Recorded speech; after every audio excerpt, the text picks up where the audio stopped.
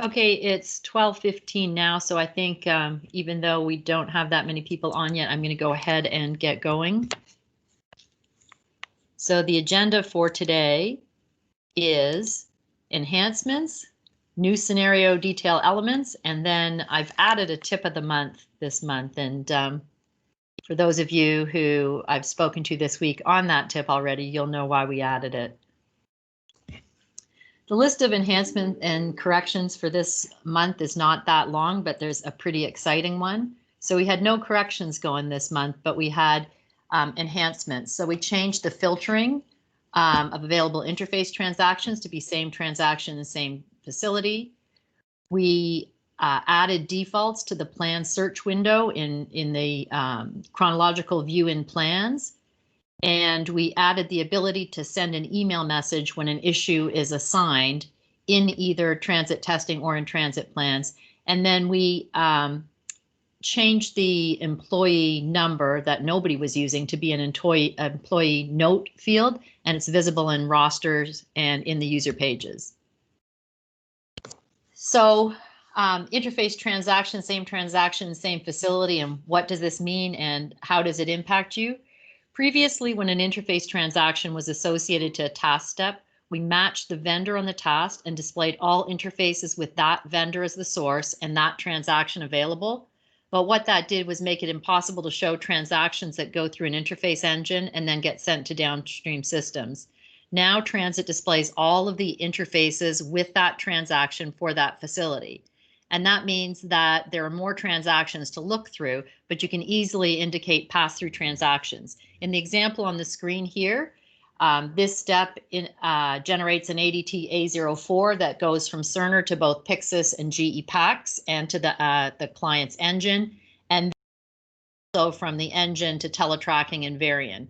So it allows you to have pass-through transactions through an engine without having to have an additional step on the test dashboard. So before now, the plan search window, when you would go in and build the chronological view against multiple plans, like you can see here across all of these plans, it would automatically come up blank because there was no default set. So we've changed it now, and it automatically gets set to look for the earliest incomplete task and to go forward to the furthest in the future task that is still incomplete.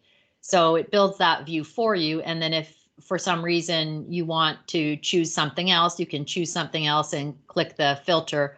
Or if you want to choose just the task for today, anytime you toggle this date switch, it goes between just today or the default of all of the open activities. Big news is that you can now send an email message automatically when an issue gets assigned. So it happens whether the issue gets assigned from plans or and it happens whether you update that assignment using the little pencil icons or by actually opening the issue. For this to work, the person that you are assigning has to have the email is on checked and has to have a valid send to email address. So it's this little checkbox here, and here's the valid send to email address. There's also a new settings icon that shows up beside every single user, this little gear here, and that allows users to go in and update that information themselves. Obviously, you just click that little gear icon, it opens up, and you put in whatever you want here. So you could remove your email is on, and then you won't receive any updates. You can change it to be a different email address, and you can also put in a contact number. With regards to the email address, I will say if you've got any vendors that you're working with that are working at more than one transit site, then they probably had to put something other than their email address as their username. So they'll have to go in and update their send to email address to get it. The thing that's most important about this is that you don't want these emails to go to your junk mail. So even if you've added MakeSolutionsInc.com as a safe sender, you might need to go in and specifically add this no reply at MakeSolutionsInc.com because it's coming via Amazon. And so I know when we've tested it internally, even though we obviously have Make Solutions on the safe sender list, we had to additionally add this. So you'll not only need to test it out yourself for your organization, but if you're working with any other vendors and they are in updating issues in TransIT, you'll want them to test as well to see if they get those transactions or not. So with roster, one of the things we were hoping with roster is that people would be able to go and search for it to find whoever they were looking for. And so we didn't want people to have to go in and assign themselves in the roster assignment window. So what we did was we took what used to be called the employee number field, because not a single person was using it, and we've renamed it to call it employee note. You can still put an employee number in there if you want, but this column now shows up on both the roster and user pages, and it can be a little bit more useful if you put in, for example, the project role. So if you had a command center leader and you had 3 of them and you wanted to put in who are the command center leaders, you could put that in there, or the project role of the person. And so here's what it looks like on the users page. It's this note field here. And so only admins have access to that page. Here's what it looks like on the roster test round page. So again, it's this employee note field. And so if you were trying to figure out who the perioperative SME was, you could search on that and it'll highlight that for you.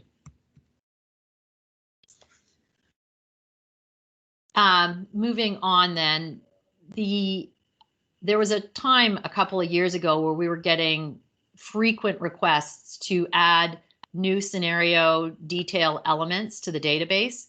We haven't received any in a couple of years. And so I don't know if it's because people don't remember that they're allowed to ask for them, or if it's that we've added everything under the sun. But it's also not just for your EHR, it also can be for your ERP applications. And if there's any data elements that you want added, all you need to do is email support@makeSolutionsInc.com.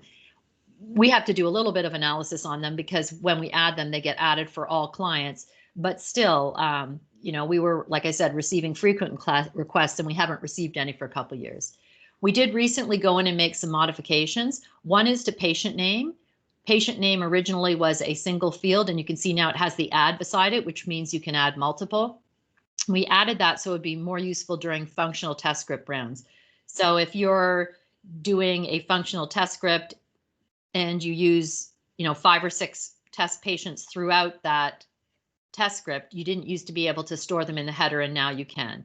As well, we've added now additional elements for patient names. So you can now use either the whole patient name, or you can use patient last name, patient first name, and patient middle name. And as well, those were added as repeated elements.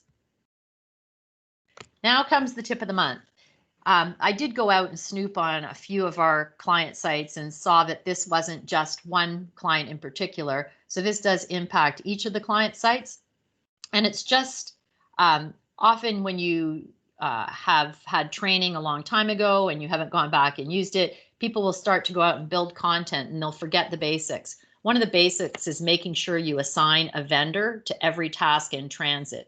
If you don't assign a vendor on the outside when you create the tasks, you won't be able to pick a product or application inside, but additionally, the login columns will be blank on all of your test scripts. So the easy way to go and see for your organization, if you have any of these, is to click vendor here once, and then click vendor again, and all the nones will file to the top. So, you know, there was a couple of organizations who had 0, but I won't mention who they were. Everybody else has work to do in that space. Those are all of the items I had on the agenda for today. And if you don't mind unmuting anyone in case there are any questions.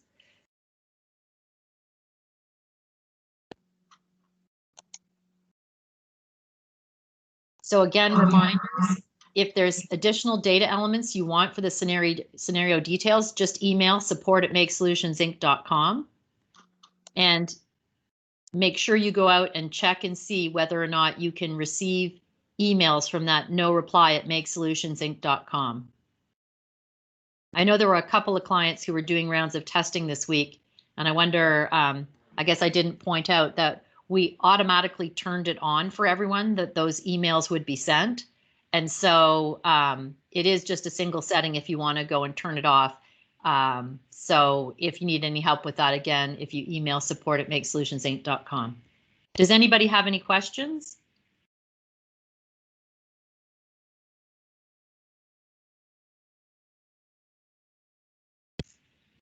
Okay, if not, then I'll let everyone go. Thank you very much for attending, and these slides and the video will be available online likely later today. Thank you, everybody.